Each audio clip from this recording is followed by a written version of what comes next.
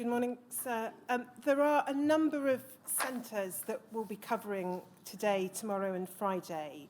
I'm going to list them so that anyone listening can understand which centres will be covered this week. I'm going to start with a brief update in relation to Alderhay. I'm then going to go today to a number of London centres: Great Ormond Street, Charing Cross, Westminster, St Mary's, UCH, Hammersmith, Middlesex, Northwick Park, Edgware, Hillingdon, Guy's, Lewisham and King's. If time permits, I'm then going to deal with two haemophilia centres which we didn't manage to get to in June, and that's Southampton and Truro.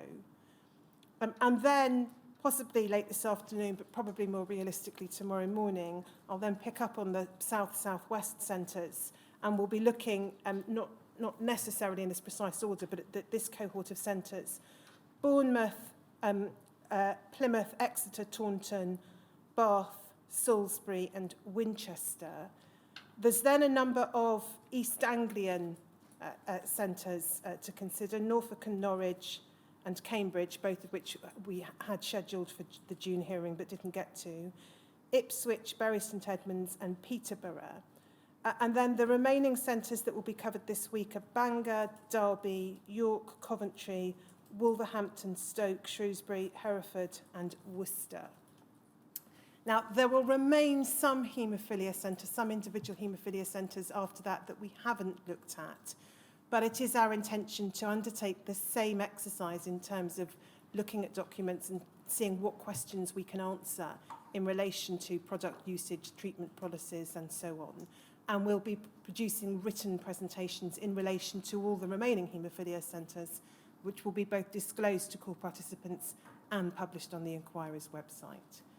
But the time simply hasn't permitted covering every single remaining haemophilia centre this week orally. Well, it's with that number of haemophilia centres, plainly what you're going to have to do is to highlight the Yes. main points. Absolutely. So for some centres, there are almost no documents at all. For some, there are quite a lot. For most, there are, at the very least, annual returns, which assist in understanding what products were being used, although not necessarily for which categories of patients or why. And we'll be able to identify, for the most part, who the relevant centre directors were at different points in time and so on. But there will be, I will be being selective in terms of the documents that we look at in the course of the hearing. The presentations notes themselves, both for the centres I cover this week and for the centres that won't get covered this week, are much more detailed than the oral presentation. So we look at as much of the available documentation as we can uncover. So, in essence, what you'll be giving me in open session will be the highlights, and both myself and anyone else who wishes the detail will have to go and look at the presentation.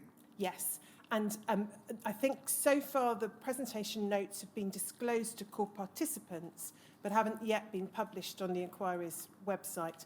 But the intention is over the coming weeks to publish all the presentation notes, including those delivered as long ago as last autumn, on the inquiry's website, so that those who are not core participants can nonetheless see the material themselves. Yes. So, as I said, I'm going to start just with a brief update in relation to Alderhay. You will, I know, recall the evidence in relation to Alderhay Hospital from the summer.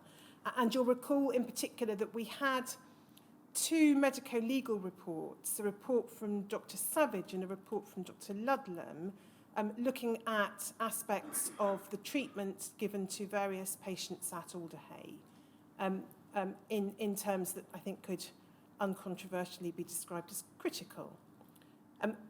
Reference was made to a witness statement from Dr. John Martin, who was the relevant consultant and centre director at the most material time. And we now have that statement. We may have always had it, it's possible, but the volume of material that the inquiry has is such that certainly I didn't have it in the summer, but we've got it now. And I just wanted to show the statement and just read aloud some parts of it to add to the picture in relation to Alderhay. Showmikit's DHSC 00436164_070. So you will see it as a statement from John Martin Alderhay Children's Hospital. He sets out his background and experience in paragraph 1, and you'll see he explains he came as a consultant paediatrician to Alderhay in 1967, and he took over the care then of children with bleeding disorders. If we pick it up in paragraph 2, about 5 lines down, he says, in addition, so that's in addition to other work including paediatric oncology, I had responsibility for the Associate Haemophilia Centre at Alderhay. There were no other consultants to assist me in this work. However, I received help from a senior registrar in haematology. I also had a half share of the time of a paediatric registrar. If we go over the page to paragraph 4, you will see he says, it was not my practice to give new members of my team a talk in relation to haemophilia care specifically. The senior registrars would have been reasonably knowledgeable in any event. Senior house officers did receive some instruction from me as necessary, and I was also able to rely upon the senior ward sister, who was extremely knowledgeable on matters concerning haemophilia. However, I made sure that I was on call as much as possible so that I could advise if necessary.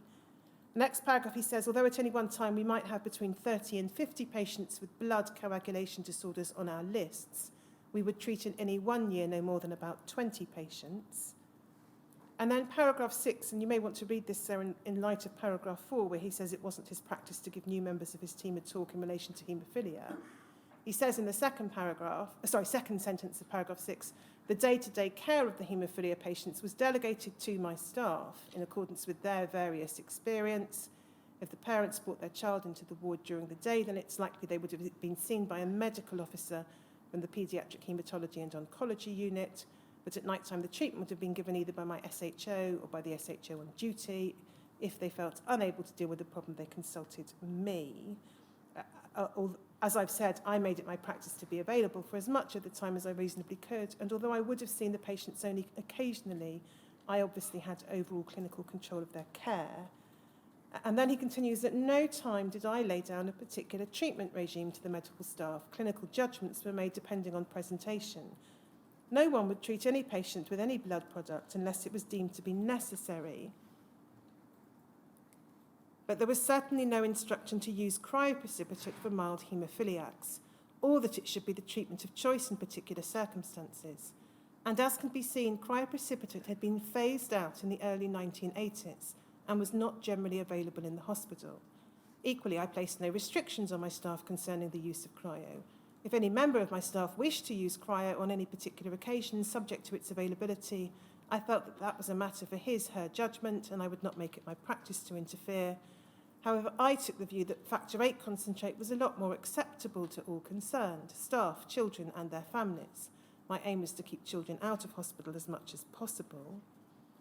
I was on the mailing list for Haemophilia Centre Director minutes and meetings, and certainly received information supplied from the Oxford Secretariat, and we filled in annual returns. Paragraph 9, because of my other clinical responsibilities in the hospital, I did not attend haemophilia directors' meetings. I tried to keep up with developments in the medical literature. Then he deals with hepatitis in paragraph 10. I was aware of the risk of transmission of hepatitis through blood products from a theoretical point of view during the 1970s.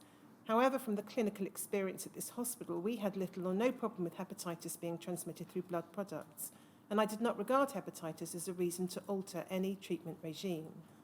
I was aware that imported commercial concentrates would be regarded as carrying a higher risk of hepatitis than NHS products, but the supply of one product over the other was not within my control. At this time, we did not use DDAVP. I viewed this product as of limited value and difficult to use with small children. In the early days of DDAVP usage, there was a certain amount of disquiet over its potential side effects, especially disturbance of fluid balance in young children. We did not have many older children who required haemophilia care, and therefore I did not have to consider DDAVP for use in such cases. I made a conscious decision that it was not to be used for smaller children, although it was available at the hospital since it is used to treat other disorders of fluid imbalance, e.g. some forms of diabetes. The reason for my decision was that we had an established form of treatment in place which I felt at the time to be safe, and there was no reason to change my treatment methods. Another reason for not using DDAVP was that most children were treated as outpatients, and DDAVP requires inpatient admission, something neither the children nor their patients relished. I was, however, aware that DDAVP could be suitable in some cases for adults who had mild haemophilia. He then, in paragraph 13, describes the treatment of haemophiliacs in 1967, which is when, as he said, he arrived at the hospital, as relatively straightforward. You used cryoprecipitate, essentially. And then in paragraph 14, he says this: the development and availability of freeze-dried factor VIII concentrate revolutionised the treatment of haemophilia patients. It enabled home treatment to become more widely available and also for surgery to be considered more readily. Cryoprecipitate was supplied direct from the BTS, the blood transfusion service, and we always found this to be a good and reliable source of supply. However, it was largely phased out in 1980, and we went on to use concentrate. And then he sets out over the next page information from the annual returns, which we looked at last time, and I don't propose to repeat. If we then go to the bottom of the page, paragraph 16, because of the considerable expense of factor VIII concentrates, the area and subsequently district health authority decided to purchase the commercial factor VIII concentrate that was necessary via the Royal Liverpool Hospital, RLH. This made sense for a number of reasons.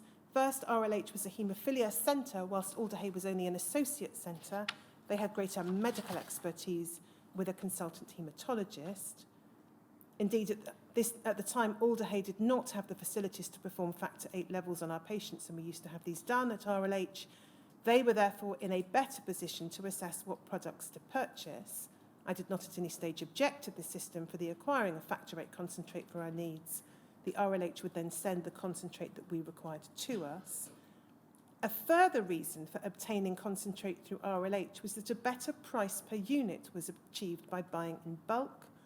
Both hospitals were under the management of the same district health authority, and it therefore did not matter which hospital paid for the supplies.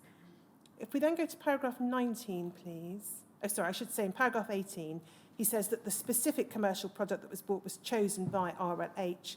The commercial factor VIII was normally Armour.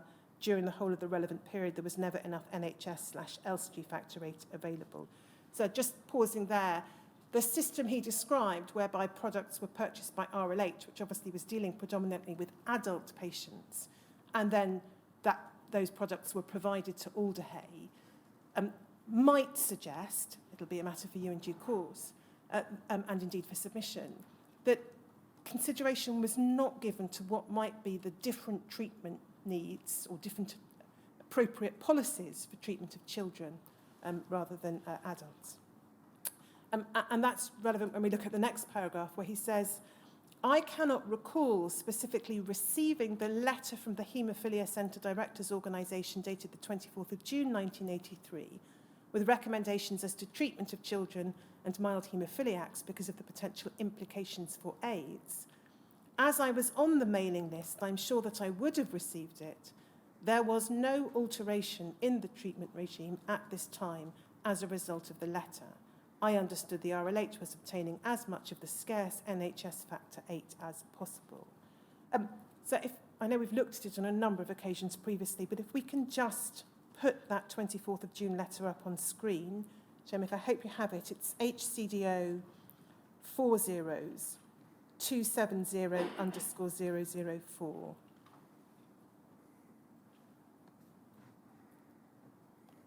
And so you will recall the recommendations set out in the paragraphs numbered 1 and 2. 2 relates to the treatment of children, which would of course have been of direct and immediate relevance to Alderhay. For treatment of children and mildly affected patients or patients unexposed to imported concentrates, many directors already reserve supplies of NHS concentrates, cryoprecipitate or freeze-dried, and it would be circumspect to continue this policy. Reading that together with what we see Dr. Martin says about the lack of any change in the approach to treatment at Alderhay following that letter might give rise to 2 matters for your consideration and for submission in due course. The first is, would a more powerful and directive recommendation from UK HCDO not something which has been described by more than one witness as being a weak recommendation, potentially have had greater effect and led to clinicians such as Dr. Martin taking more notice and changing the treatment plan. Secondly, even with such a weak, in quotation marks, recommendation as we see set out in this letter, should Alder Hey nonetheless have been alerted to the need to consider changing its treatment plan on receipt of this letter? And that same question would apply to any clinician treating children or treating mildly affected patients or treating patients previously unexposed to imported concentrates. Shemik, if we can then go back to Dr. Martin's statement, DHSC 00, thank you, and go to page 6. Bottom of the page, he then deals with heat-treated products. I was aware in December 1984 of the development of heat-treated products and that they should be used from this time onwards. However, I do not specifically recall receiving the December 1984 recommendation. Supplies of heat-treated concentrate were inadequate initially, and it was some time before we were able to obtain these easily. Heat-treated products were sent to us by RLH. As I did not purchase the blood products, I did not have any direct control over the concentrates available to us. So that is potentially consistent with what we saw from the material we examined in the summer in relation to Alder Hey, which suggested that children continued to be treated with unheated concentrates after December 1984. He then goes on to deal with the question of information provided or not provided to patients and their families. He says this at paragraph 21, I did not make it my practice to raise the hepatitis issue with families, since my experience of it as a problem at Alder Hey was limited. If the parents wanted their child to undergo elective or unnecessary surgery, I would try to dissuade them. In those circumstances, I would quite often raise the risks associated with the use of blood products in terms of risks of infection, including hepatitis. So it would appear from that those who were routinely receiving blood products as part of treatment for their haemophilia care were not told of the risks of hepatitis, which is again consistent with the evidence the inquiry has received from the families of those whose children were treated at Alder Hey. But in the circumstances then described by Dr. Martin in paragraph 21, there were specific occasions dealing with contemplated surgery where those risks might then be discussed. Again, whether that was an adequate way of dealing with the matter is no doubt a matter you'll wish to consider in due course. And then in relation to AIDS, he says this, when I first became aware of the AIDS problem, I did not wish to worry parents with what at first seemed to be a tenuous link. It was important that their children continued to receive treatment, and I made a judgment based on what I felt to be in their best interests. If a parent, usually the mother, asked about AIDS, I said that there was a risk, but that there were also risks associated with non-treatment, and that in my judgment, the child should continue to receive treatment. He then turns to the individual claims, which I'm not going to go through because, again, we looked at information in relation to the treatment of those individual children in the medico-legal reports, which we examined in the summer. If we go to the top of the next page, however, we can pick up, by reference to what Dr. Martin says about the treatment of one particular child, something about his general practice. He says, the very last word on the previous page, we don't need to go back to the previous page, Himik, is although. So although not recorded in the notes, I suspect this treatment was with commercial factor 8, because in the annual returns it is suggested that he was given commercial factor 8 in 1983 only. His treatment was consistent with the standard treatment being given to patients at the time, so children 1983 treated with commercial concentrates. And then if we go to the last paragraph, this is just in relation to how parents learned that their children had been infected with HIV. In relation to both children, we arranged for the HIV tests to be conducted on their blood samples in August 1985, and the samples were positive. I then sent out a letter explaining my current state of knowledge regarding the virus and arranging for counselling with the parents.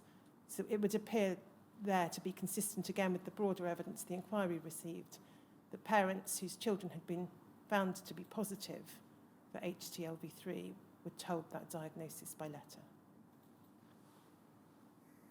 So that is an additional document for you to consider more broadly with the material relating to Alder-Hey, which we looked at earlier in the year. So I'm going to turn now to the various London haemophilia centres and start with Great Ormond Street Hospital. There is comparatively little documentation available in relation to Great Ormond Street for reasons that I'll come to in a moment. In terms of the directors of the Haemophilia Centre, the director during the 1970s through to, in fact, I think from 1968 through to 1987 was Professor Roger Hardesty. He was then succeeded in 1987 by Professor Ian Han, and you heard oral evidence from Professor Han in December of last year. I'm not going to go to his statement again, which for the most part, in fact, deals with his experiences in Scotland rather than at Great Ormond Street. But the reference, for the benefit of the transcript, is, I think, WITN 3497005. We also have a statement from Dr. Lynn Ball. Dr. Ball's evidence largely pertains, in fact, to Alder-Hey, and I referred to that in the summer. Her statement is WITN, again, we don't need to show it at the moment, 4739001. But she was also honorary senior registrar at the Great Ormond Street Hospital between March of 1986 and March of 1988, and she's provided some background information in relation to Great Ormond Street at that time in her statement. In terms of the paucity of documentation relating to Great Ormond Street, Shamik, could we have WITN 3774003, please?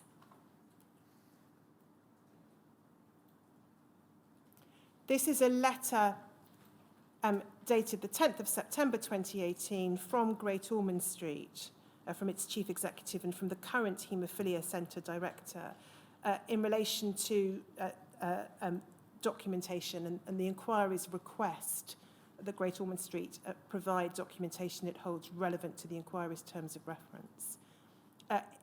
They say in the third line, we've been unable to locate any stored relevant documentation from the 1970s/80s except individual patient hospital records scanned onto our electronic database and handwritten treatment ledgers dated from November 1984, listing each treatment given to a named patient, including batch numbers of the products given. Since the 1980s, the hospital has undergone many structural changes, and the Haemophilia Centre and offices have moved location several times. The physician in charge of the Haemophilia Centre in the 1970s and 1980s, Professor Roger Hardesty, is deceased, and there is no personal paperwork from that time to be found in storage. And then there is reference in the next paragraph to holding one file of documentation relevant to the 2004 VCJD notification exercise. So that's the position in relation to contemporaneous documentation from Great Ormond Street. There is comparatively little directly held by the hospital trust now. And we have received also, I don't propose to display it, but we have received a description from the chief executive of Great Ormond Street setting out what searches were undertaken, both I think physical and electronic, by Great Ormond Street in response to the inquiry's request for data. So we've had to piece together information from other sources, and as indeed with most of the centres, the picture is inevitably an incomplete one looked at this distance in time from the events with which we are most directly concerned. We'll see from some of the documents, Great Ormond Street Hospital was formerly known as the Hospital for Sick Children. The Haemophilia Centre there was based at the Department of Haematology at Great Ormond Street Hospital in Great Ormond Street in London. If we go to, forgive me for a moment whilst I get the reference.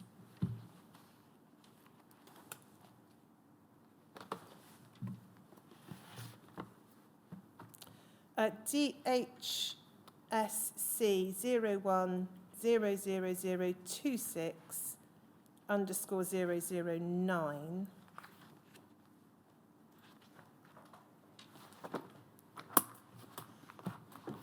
You'll see here a letter written by the DHSS in December of 1969 in relation to haemophilia centres in London. And it's a standard letter that went to the 13 then designated haemophilia centres in London.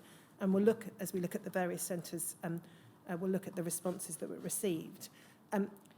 So this is from a medical officer, Mr. Obank, or Dr. Obank, in the Department of Health and Social Security. As you'll know, there are 13 designated haemophilia centres in the London area, dealing with the diagnosis and normal care of patients suffering from haemophilia and related conditions. In order to enable the department to consider what provisions are required for the future development of this service, I'm writing to all the directors of centres in the area in order to obtain an indication of the work which each centre has undertaken during the period since the issue of HM 68/8. That was, I think, a department circular. I should therefore be obliged if you will let me have information on the following points for your own centre for the year ending 30th of September 1969. And then there are a number of questions. The number of cases registered with your centre as at the 30th of September 1969, the number of incidents of hemorrhage for which these patients have attended at the centre for treatment during the year, the number of haemophiliac patients not registered with your centre who've attended there for treatment, the number of incidents of severe bleeding in patients attending your centre, the number of major surgical operations undertaken in patients registered with your centre during the year, the number of patients from categories 4 and 5 above who've been transferred to the special treatment centre at Oxford. If patients have been referred to any of the other special treatment centres, please give a note of the circumstances. And then 7, any general or specific comments on how the provisions of HM 68/8 are working out so far as they affect the London area. So the answers that were given in relation to the various of the 13 centres therefore provide a snapshot of the picture of haemophilia care and numbers of haemophilia patients as at the very end of 1969. And if we turn to Professor Hardist's response, it's DHSC 010026_011.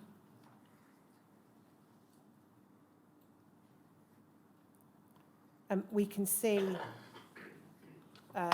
he explains, 89 cases registered with the centre, 527 incidents of hemorrhage, 5 is the number of patients who've attended there not registered with the centre. And then I don't think we need to go through the detail of his answer to 4, but he raises the question as to what's meant by severe bleeding. Then you'll see at paragraph 7, he refers to a joint memorandum from Dr. Dormandy, who you'll recall was director of the Royal Free Haemophilia Centre, Dr. Ingram, I think I'm right in saying it was St Thomas's at the time, I'll double check my notes, and himself. And if we go just to that memorandum, again, it provides a picture of haemophilia care in London. DHSC 010026_026.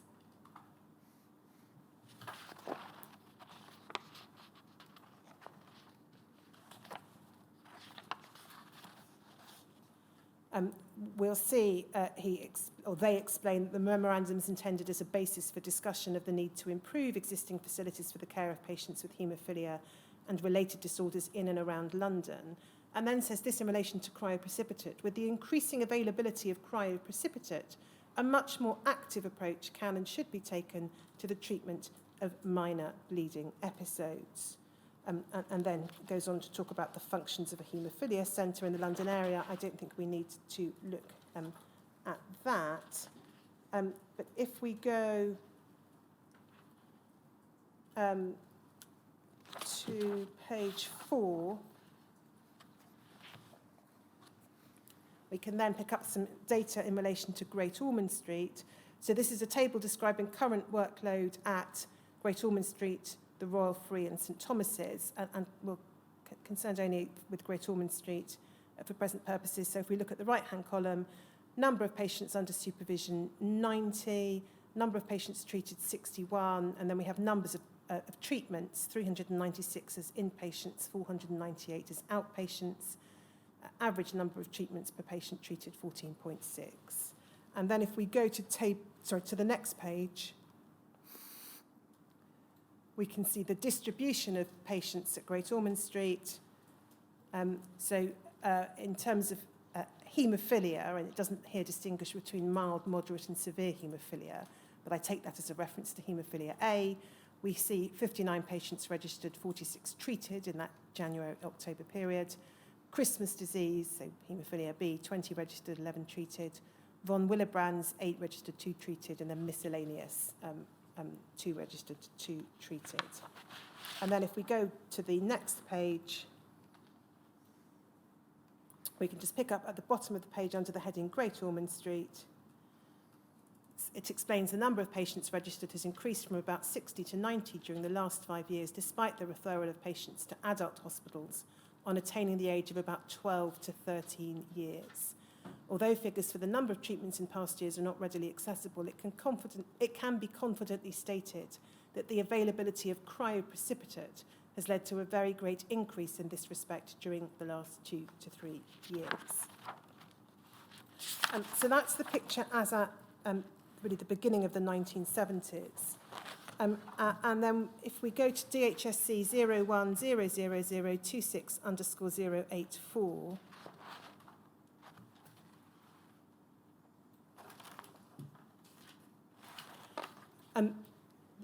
this is I think a Department of Health note of a meeting held to discuss the organisation of haemophilia care in London. Again, we don't need to look at much of the detail of it. You'll note Dr. Yellowlees in attendance. At this point in time, February 1970, he was, as I understand it, the Deputy Chief Medical Officer. If we go over to the second page, paragraph 8, which is the bottom half of the page, we can pick up in relation to Great Ormond Street, Professor Hardesty describing the approach there. Professor Hardesty explained that at Great Ormond Street, the emphasis was on early treatment of minor bleeds in children to prevent crippling. The increase in workload derived from the larger number of treatments being given per patient rather than an increase in the number of patients. At his centre, some 50% of the 89 registered patients attended frequently or fairly often. And then if we go to the next page, we can just see under the heading availability of haemophiliac material, paragraph 12. I'm sorry, Chairman, I think it's... Yes, it's there. Dr. Ingram stressed the need for additional material if therapeutic treatment of haemophiliacs was to continue and expand. Dr. Maycock outlined the measures which have been taken to increase production of this material. It was expected that in 3 to 4 years, good supplies of cryoprecipitate, etc., would be available. And then, just picking up on conclusions at the bottom of the page, you can see it says at paragraph 16:1, it seemed likely that St Thomas's and the Royal Free would in time naturally evolve as the main haemophilia centres. That's in relation to London, of course. Great Ormond Street should also remain in view of its special nature and possibly Hammersmith. And we'll pick up the picture in relation to Hammersmith later in the course of the day.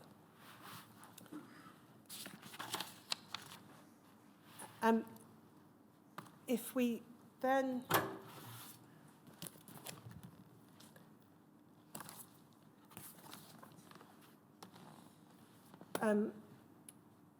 look at OXUH 0003597. We can see a meeting later in 1970, so this is the 15th of October 1970, and there are now representatives more broadly from centres across London, so not limited to Dr. Dormandy, Professor Hardesty and Dr. Ingram. And we'll see representatives there from various of the haemophilia centres, which we'll be exploring in the course of the day. Just want to pick up towards the bottom of this page what's said as the view of the department, but also more broadly about the approach to haemophilia care. And this really has resonance not just for Great Ormond Street or London, but more generally. Dr. Lees, that's the chair of the meeting and a representative of the DHSS, said that the pattern of treatment of haemophiliacs had changed quite markedly during the past 3 to 4 years, due mainly to the increasing availability of cryoprecipitate. Just pausing there, so I draw these materials to your attention and the attention of those listening, because obviously we've heard a lot about what was said to be the revolutionary effect of factor concentrates, but it's perhaps important to understand what was said to be the very dramatic or significant effect of the availability and introduction of cryoprecipitate more widely in terms of improving the lives of people with bleeding disorders. So the notes continue. This had allowed a much more active approach to be taken in the treatment of minor episodes of bleeding, which in turn had encouraged the greater use of other facilities, e.g. physiotherapy and orthopaedic surgery, in the prevention of crippling lesions from which haemophiliac patients had suffered in the past. The concept of an adequate therapeutic service had therefore altered radically, and its provision demanded much greater resources of experienced staff as well as therapeutic materials. It had been suggested that a haemophilia centre should be able to provide skilled treatment on demand at any time of day or night. This implied having staff always available who were experienced in treating these patients. The centre should also provide cover for emergency surgery and should be able to undertake the assay of factor VIII potency of cryoprecipitate made at the Regional Blood Transfusion Centre. And then there were further discussions in the document relating to the organisation of haemophilia care in London more generally, which I won't take time going to now. Without then, we can take that document down then, thank you. Without then going through repetitively through lots of documents, in the course of around 1976, there were discussions about the organisation of haemophilia care within London, and indeed within the East Anglian region as well. And this was part of what was called the South East Supra region, and it was decided that overall responsibility would be split as between Dr. Dormandy and Professor Ingram, effectively along the Thames, so that for the most part, haemophilia centres north of the Thames would be the overarching responsibility of Dr. Dormandy, and south of the Thames, the overarching responsibility of Professor Ingram. And Great Ormond Street appears to have been regarded as part of the North East Thames region. However, if we go to CBLA 40510,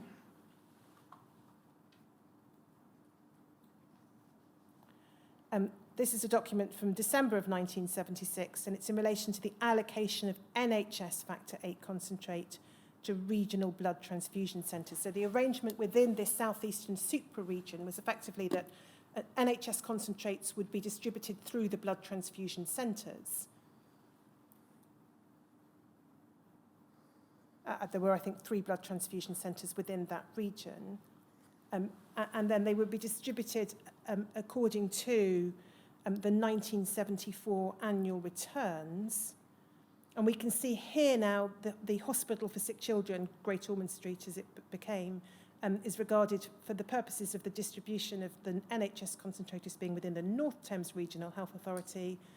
And you can see there a reference to a distribution of 62 bottles a month, or an allocation of 62 bottles a month of NHS factor concentrates. If we then pick matters up at CBLA 40533,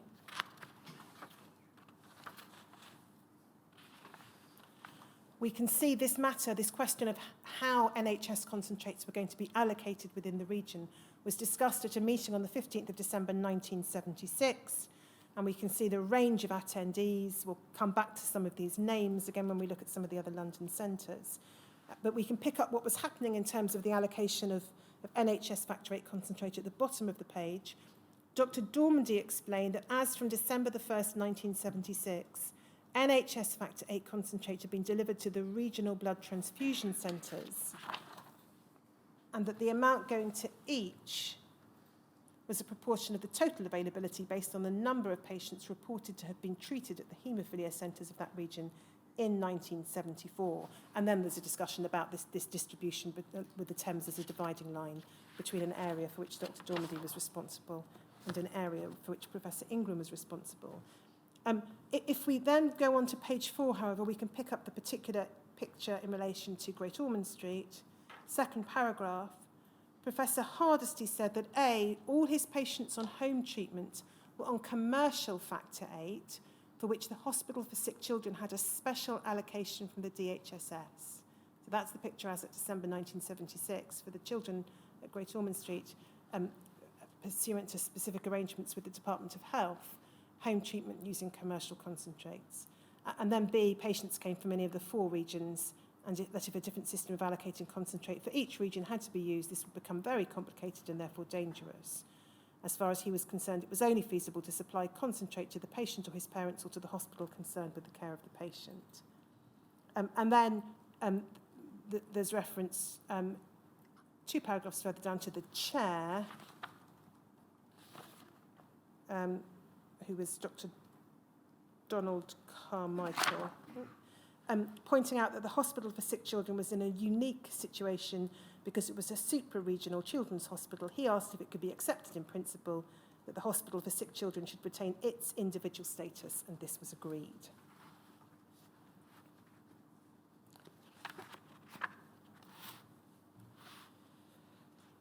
There are various other meetings of this supra-regional entity. We'll look at them to the extent that they cast any light on the individual London haemophilia centres as we go through those centres in the course of the day. If we just look at one further document from this time period, it's at BART 40689.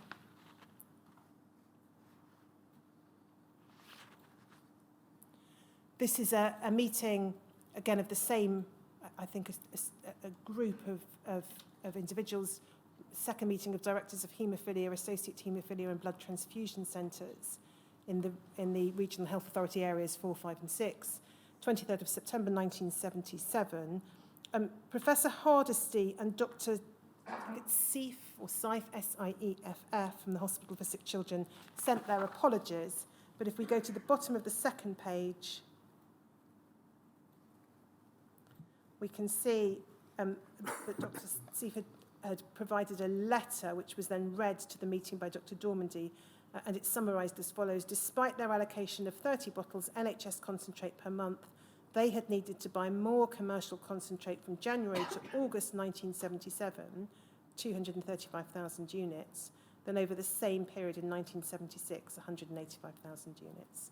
So we see a picture in 1977, or towards the autumn of 1977, of increased use of commercial concentrates at Great Ormond Street Hospital.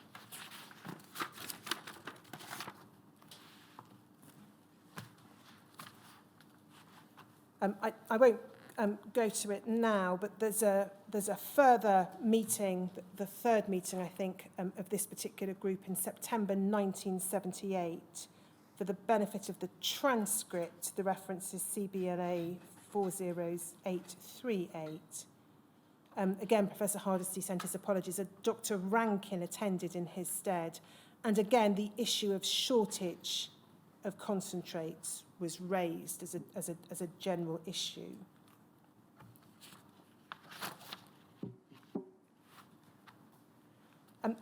We'll look at the actual usage of concentrates at Great Ormond Street in a moment from the annual returns.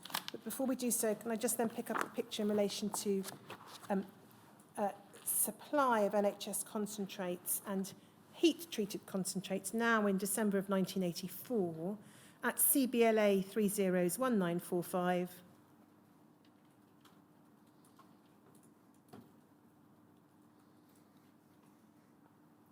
And again, it gives a snapshot in terms of the position by the end of 84.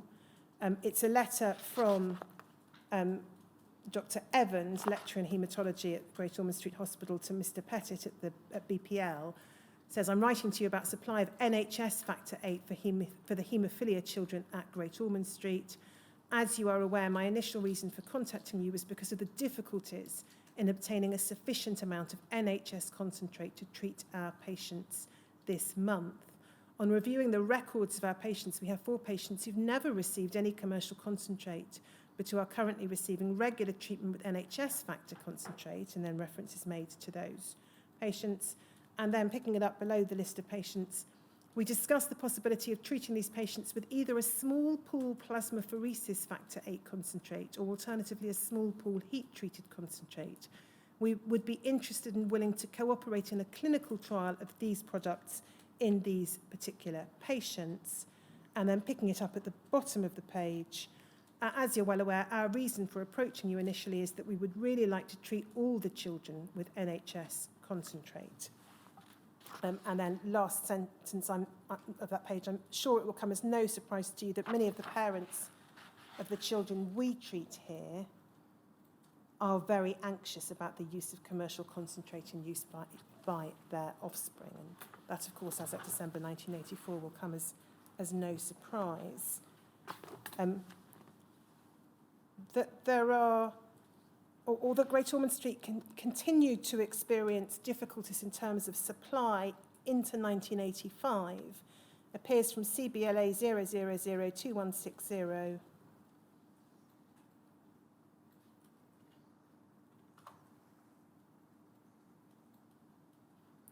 This is now May of 1985. It's from the Haemophilia sister, again to Mr. Pettit at BPL. It refers to a list of our most severe haemophiliacs requiring concentrate, who we would like to have heat-treated Lister. Our present supplies from Edgware and Brentwood certainly do not seem enough for our needs at the moment. So those are snapshots at different points in time, but it would appear a common theme, at least in relation to those periods for which we have documents, a common theme in terms of insufficiency of NHS supply and supplementing that by the use of commercial concentrates.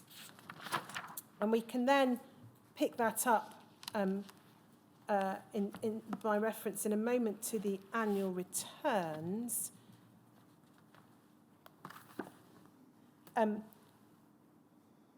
Before we do that, however, I should just show you one letter again from the early 1970s, which may assist in understanding Professor Hardist's approach to treatment.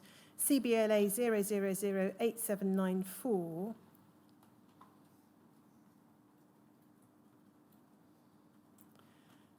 So we're now in November 1972. We looked at those materials from 1969 and 1970, which suggested an enthusiasm for cryoprecipitate.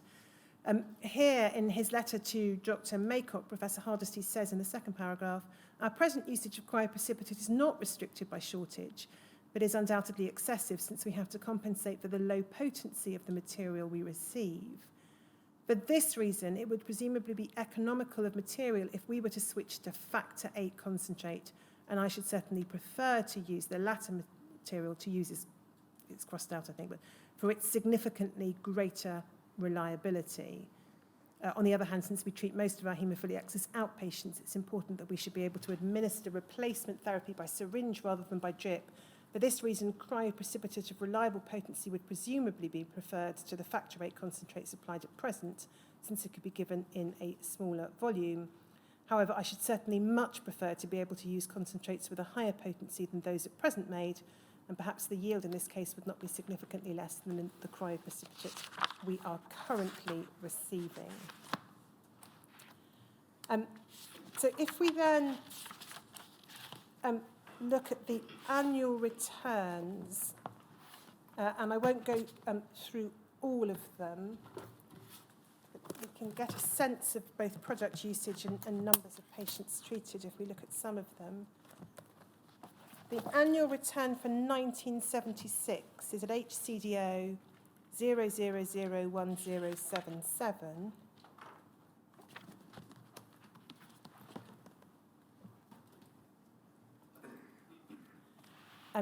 So we can see for 1976, the total number of haemophilic patients treated during the year described as 38, Christmas disease patients 12, and then we can see the amounts used.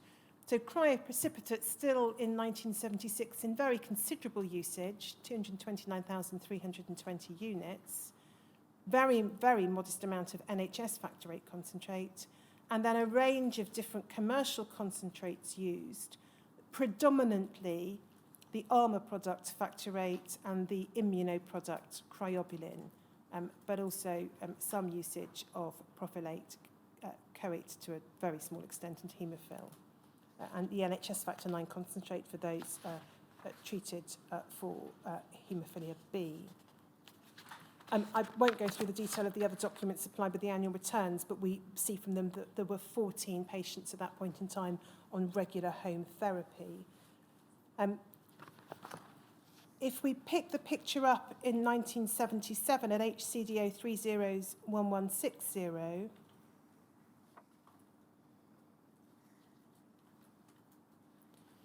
we can see a significant reduction in the usage of cryoprecipitate.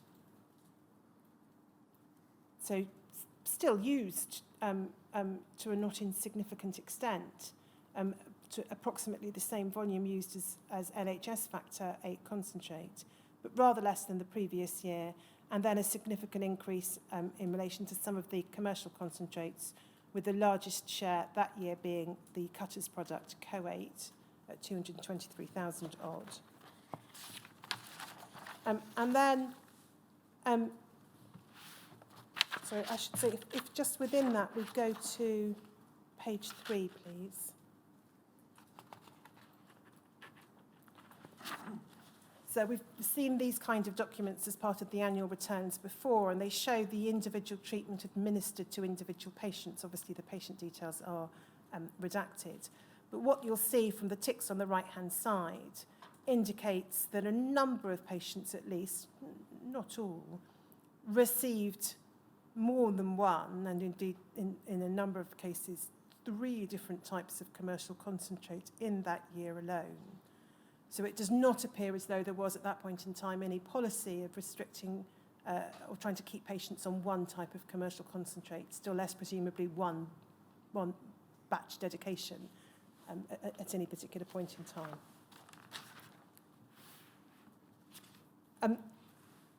I won't then go through all of the remaining returns, but we've set out in the presentation note in detail what the returns show. Broadly speaking, 1978 shows an increase in the use of NHS concentrates, but again, the majority of concentrates in use being commercial concentrates, in particular for that year, the Armour product, factor 8. There's a similar picture for 1979. There's also there reference to use of the porcine product for an inhibitor patient.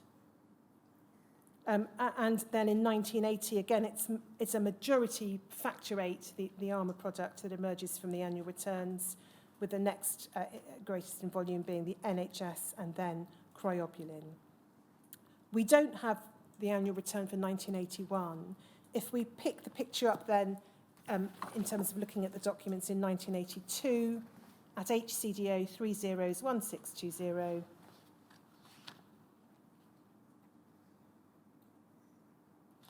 we can see there, if we look at the handwritten entries on the right-hand side of the table, very limited usage of cryoprecipitate, some NHS factor concentrate in usage, but by far and away, the majority of treatment is with the Armour product, factor 8. So looks like nearly a million units for home treatment and over 400,000 units for hospital treatment of that Armour product. And then the picture in 1983, HCDO 301717,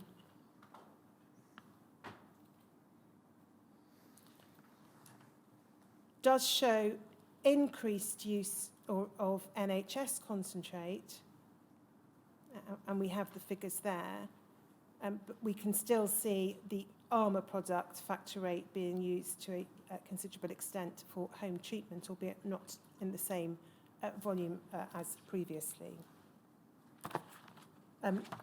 Cryoprecipitate, again, is used only to a very limited extent. The picture for 1984, HCDO 301812,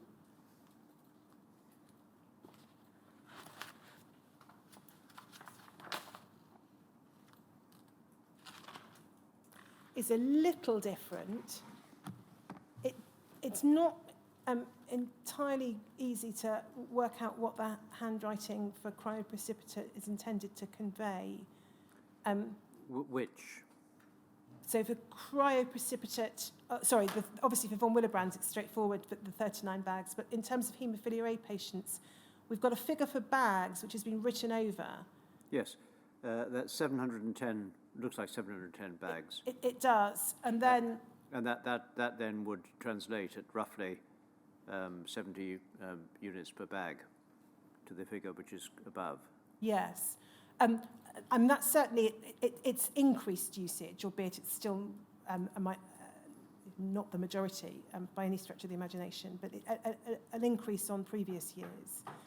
And then we can see NHS concentrate being used. It would appear in 1984 as the main product for treatment, and a significant reduction in the use of commercial concentrates in terms of volume, and the note at the bottom seems to suggest that the Armour product that was being used was heat treated, presumably towards the tail end of the year. One of the features of those last 2 years you've shown me may be the overall total used by comparison with 1982. Can we just go back to HCDO 301620 and look at 1982?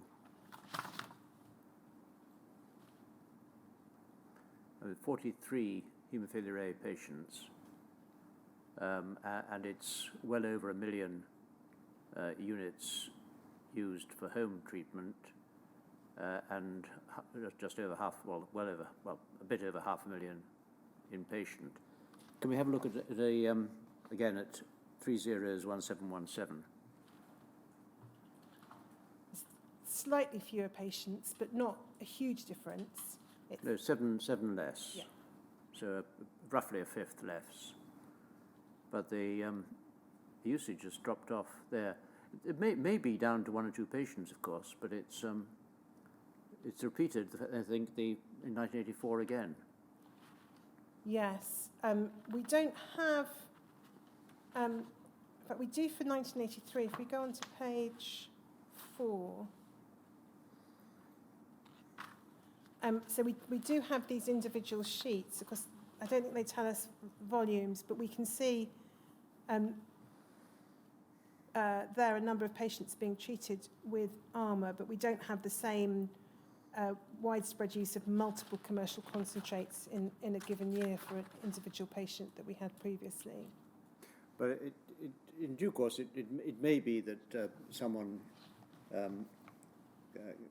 can have a quick look and just see if the total usage has dropped off, or if there may be particular individual features that one can derive from the paperwork, which shows that it might just be an individual moving on to some other hospital because of age or other reasons. Yes, I'm not sure that we'll know the answer to that. We've got the data in relation to patients with antibodies, and that doesn't suggest that that's the cause. We've got the returns in relation, obviously, to Christmas disease and Hemophilia B. We see, as was the norm, I think the sole usage being factor 9 concentrates. I don't think we have the individual patient data that will enable us to answer that question, but we'll have a look and see. But there's no... Did you come across any reflection in the documents which might have suggested that a response to the possible threat of AIDS was to reduce the total amount of any product given? I'm afraid we just don't know, because we don't have anything from Professor Hardesty, and we don't have any, or we have very few internal Great Ormond Street documents. The documents we have because they were correspondence or to others or minutes kept by the Department of Health rather than being Great Ormond Street documents. So there's nothing, I'm afraid, that I've seen that answers that question. But obviously, if we do find anything, we'll let you know. Thank you. Again, I'm not going to take time now with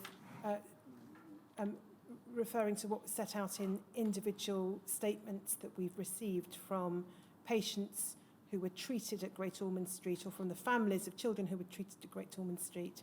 But the inquiry has received a range of statements, which I know you've read and indeed has heard oral evidence. And we've summarised some of that in the written presentation note.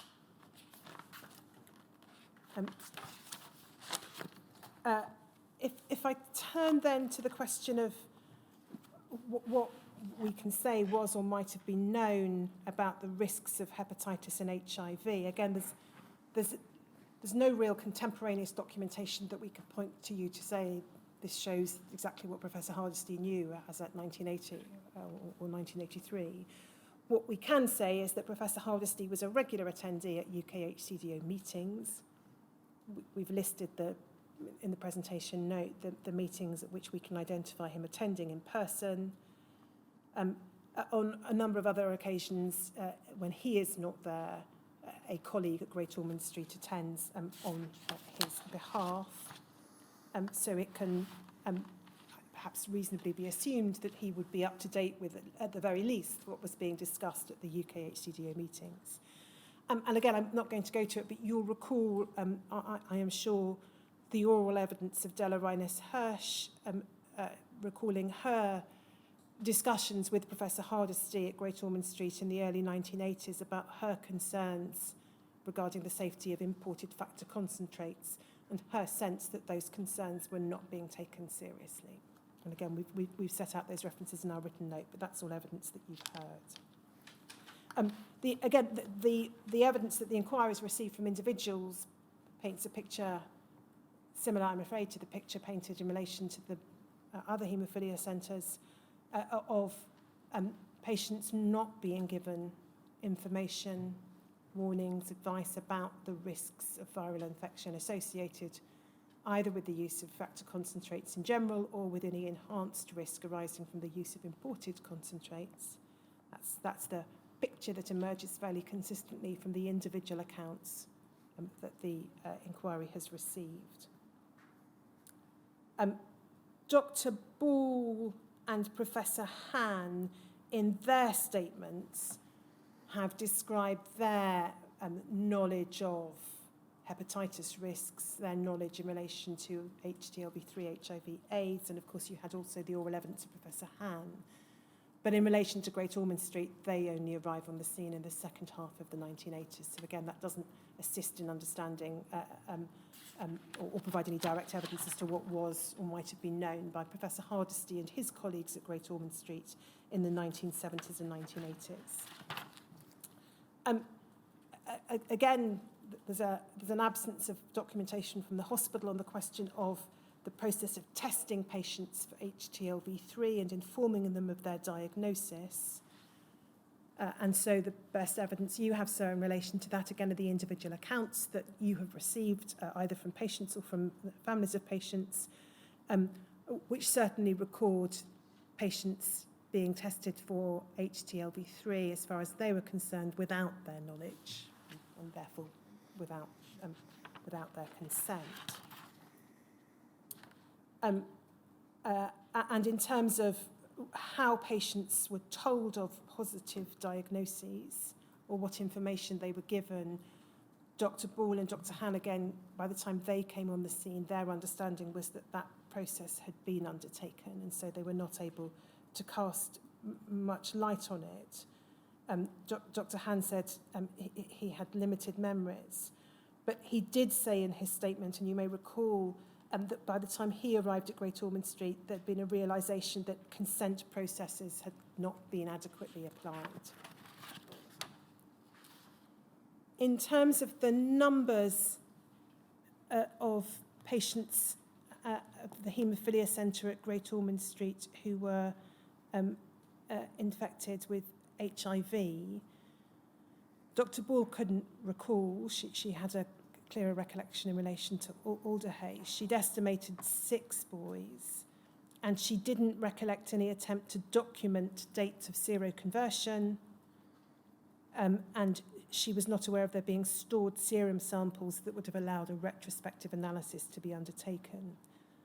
You'll recall, sir, that UKHCDO has provided the inquiry with a table setting out from its records the data it holds in relation to numbers of patients infected. And that table, I'll give the reference, I'm not going to go to it now, is INQI 40250. That table suggests 11 patients infected with HIV at Great Ormond Street, and it suggests 1 testing positive in 1984, 8 in 1985, 2 in 1987. That may reflect dates upon which patients arrived at the centre, however, so isn't necessarily a completely reliable guide to the number of patients infected as a result of their treatment at the centre, but it's the best information we have. In relation to hepatitis C, we don't have even that degree of information, I'm afraid. Dr. Ball could not recall. Dr. Han recollected that some patients were indeed confirmed to have hepatitis C. He thought that testing began soon after, or indeed I think his statement said immediately after validated tests became available. And he says, in relation to hepatitis C, and unlike his understanding of the position with HIV, patients were informed why the test was being done, and that they would be called back to clinical daycare appointments to be provided with the test result rather than communicating it by letter or by telephone. Of course, a number of patients, because people transferred at a point in their teens from Great Ormond Street to the care of other hospitals, a number of patients who may have been infected with hepatitis C as a result of their treatment at Great Ormond Street may, because of the passage of time and having been transferred to an adult centre, learnt their diagnosis, not from Great Ormond Street itself, but from the adult centre to which they were transferred. More broadly, in terms of the arrangements for care at Great Ormond Street for those infected with HIV and hepatitis C, we have some accounts from individuals in their statements, and we've referred to some of that in the written presentation note. Dr. Ball said this about the 1980s more generally. There were no specialists in AIDS care for children with haemophilia. She says Great Ormond Street did have the advantage of the availability of other paediatric specialists, including immunologists, infectious disease specialists, and so on, and she would actively seek support from specialists caring for young adult HIV patients. And Dr. Han's recollection, again, to similar effect, was that specialist counselling and diagnostic services became available at Great Ormond Street in due course in collaboration with the infectious diseases and immunology teams.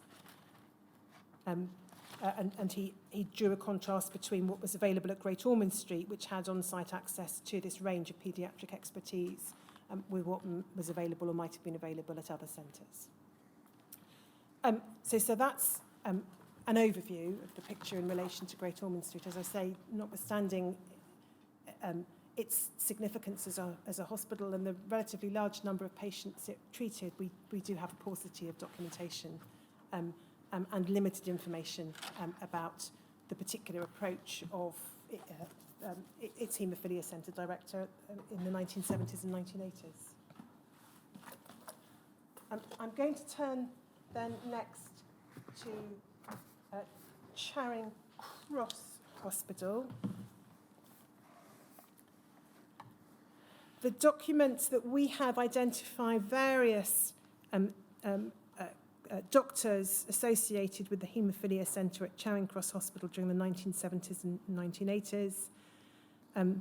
We can see included on various annual returns the names of Dr. Mitchell, Dr. Hayworth, Dr. Rana Singh, and Dr. Kendra. We have a statement from Dr. Sampson, who was not a director of the Haemophilia Centre, but a senior lecturer in haematology and worked at Charing Cross Hospital in the 1980s and 1990s, from, I think, autumn 1983 until 1995. Charing Cross was one of 3 haemophilia centres under the umbrella of one of the medical schools, the Charing Cross and Westminster Medical School, and the other 2 hospitals under that same umbrella were Westminster and Queen Mary's, which I'll come on to in the course of the day. There were, according to Dr. Sampson, very limited facilities for haemophilia care at Charing Cross Hospital. She says it was a very small centre treating only a few patients, and there was no physical entity designated the Haemophilia Centre. The evidence we have suggests that Charing Cross treated both adults and children, And you may recall, sir, evidence heard early in the inquiry's oral hearings from a witness, Mrs. C, who had sons treated at Charing Cross, and she described how there wasn't a haemophilia ward, so you'd have to wait until the treatment was sent down to the ward, the general ward for the children. In terms of its location, the Haemophilia Centre, such as it was based at Charing Cross Hospital in the Fulham Palace Road. It was formally designated an associate Haemophilia Centre late in 1976. And we can pick that up if we go to CBLA 40533.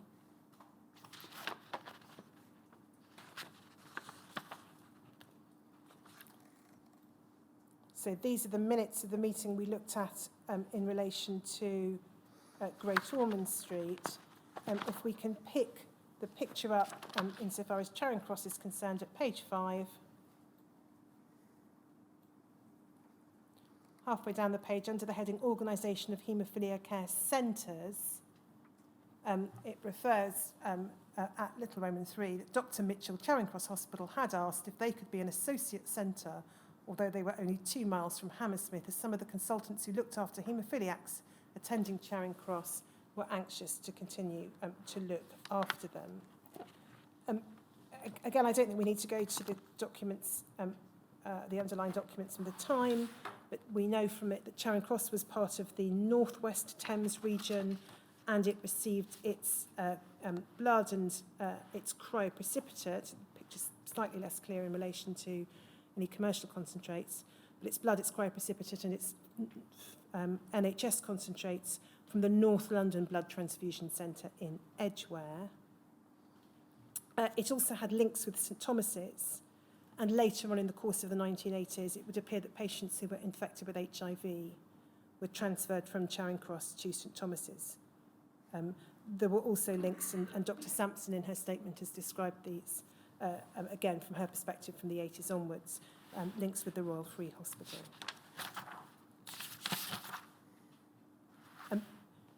The evidence that we have from those who were treated at the hospital is limited, and our best evidence is indeed the written and oral account of Mrs. C, who says that no warnings or advice or information about the risks of treatment with factor VIII concentrates were provided to her. She told you, sir, that she was just told it was factor VIII was an amazing thing.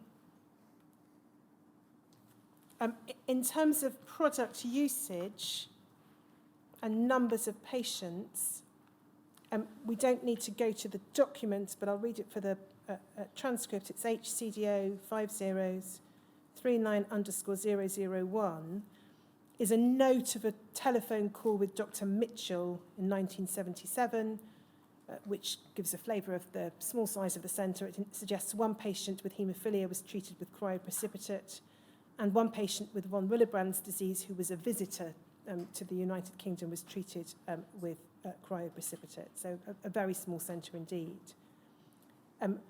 I won't therefore take you through most of the annual returns, but we'll just summarise what they tell us. The 1977 return shows the treatment of 2 patients with haemophilia A with cryoprecipitate,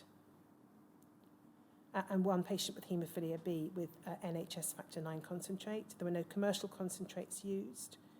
1978 shows 5 haemophilia A patients being treated, predominantly with cryoprecipitate, but we see the introduction of a commercial concentrate in that year.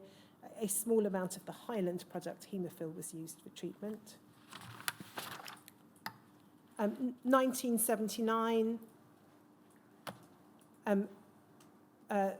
cryoprecipitate still in use, 6 patients treated. There are just over 40,000 units of cryoprecipitate were used. A very small amount of the Abbott product, Propylate, but Highland Hemophil again used now to a greater extent, just under 35,000 units. If we then, just in terms of looking at any returns, pick the picture up in 1981 at HCDO 301506.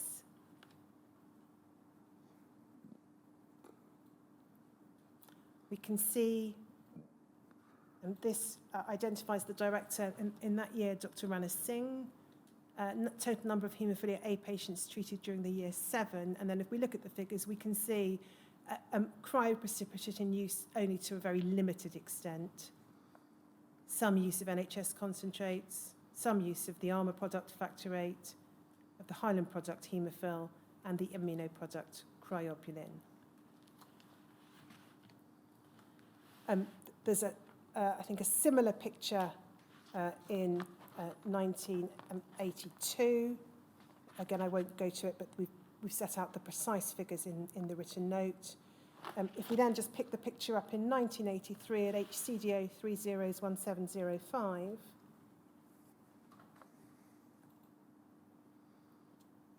we see a slightly different picture emerging here for what's said to be the treatment of 4 patients during the year. It's NHS concentrates and the Armour product only, but a greater volume of Armour product being used, so just under 95,000 in hospital and just over 50,000 for home treatment. And that, I think, is the first year for which we have data suggesting that a home treatment programme was underway. In 1984, again, the picture is treatment with NHS concentrate and with Armour concentrate. And then in relation to 1985, there's just a correction to our presentation note. We gave a figure for usage of cryoprecipitate of 71,000 units. That should be NHS concentrates. So again, in 1985, we see the mix of NHS concentrates and Armour concentrates being used. It may be, of course, by 1985 that the Armour concentrate may have been heat-treated concentrate, and we know the additional complications that arose in relation to the Armour heat-treated concentrates. In terms of how decisions were made as to what concentrates to treat individual patients with, I'm afraid we don't really have any information. Dr. Sampson, who, as I say, came on the scene in the autumn of 1983 at Charing Cross, couldn't recall how or on what basis decisions were made. Her recollection was that DDAVP and cryoprecipitate were both available, although she expressed the view in her statement that cryoprecipitate wasn't really suitable for home treatment. And her recollection, and this was based upon a recollection of an individual patient, was that DDAVP came to be used in preference to anything else for patients with mild to moderate haemophilia after the problem of HIV became apparent in around, she says, 1984. She couldn't recall any specific policies in relation to prophylactic treatment or any particular policies in relation to the treatment of children. But if we go to CBLA 302018,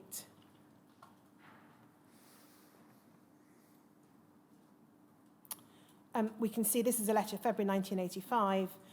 It's from the Charing Cross Hospital to Dr. Snape at BPL, and it's in relation to a request for heat-treated NHS concentrates to be supplied from BPL. We can see there it refers to 3 children, all of whom received prophylactic factor 8. So there clearly was a prophylactic treatment policy in place at the time, and we see that all 3 of those children were on home therapy. So if I may, I'll just finish the picture in relation to Charing Cross before we break for lunch, if people don't mind a further 5 minutes or so. There isn't an enormous amount of other documentation. Again, we've no real direct information as to the particular knowledge of risk of infection of any of the doctors or directors at the Charing Cross Hemophilia Centre. We do know that Dr. Mitchell attended, in the capacity of director of the Hemophilia Centre at Charing Cross, several UK HCDO meetings, including in 1978 and 1979, and on occasions others, including Dr. Rana Singh, attended in his place. Dr. Sampson attended a number of UK HCDO meetings on behalf of Northwick Park Hospital, where she worked at the time, and then at a later stage attended some UK HCDO meetings from the perspective of Charing Cross. And then we can see others, doctors, Dr. Hayworth, for example, and Dr. Desai attending on behalf of Charing Cross Hospital. So although there doesn't appear to be a consistent picture of attendance by one clinician, it does appear that for the most part, most UK HCDO meetings, annual meetings, were attended by somebody on behalf of Charing Cross Hospital.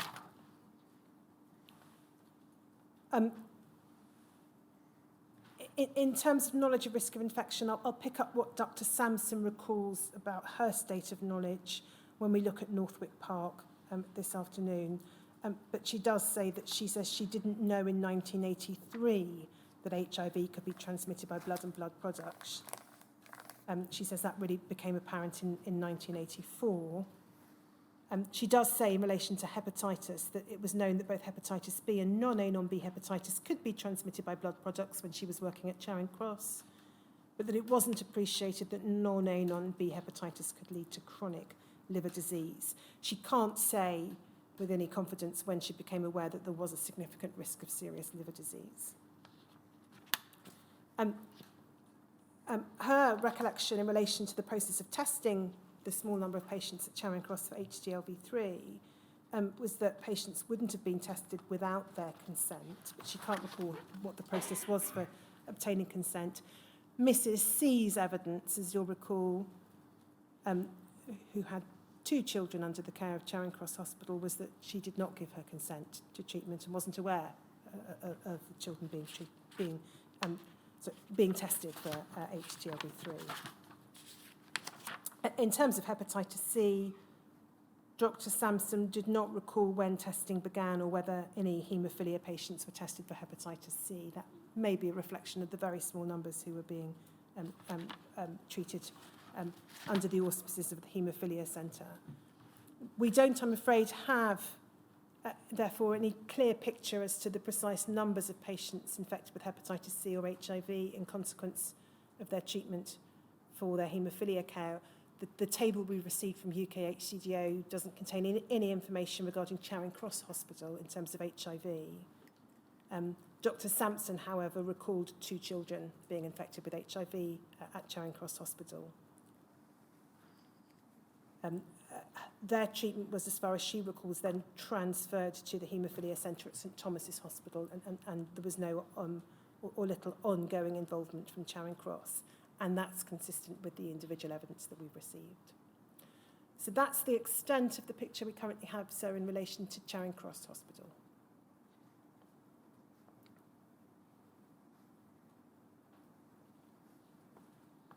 And we can pick up Westminster Hospital after the break. Very well. Well, let's take a break then now until 2:05. 2:05.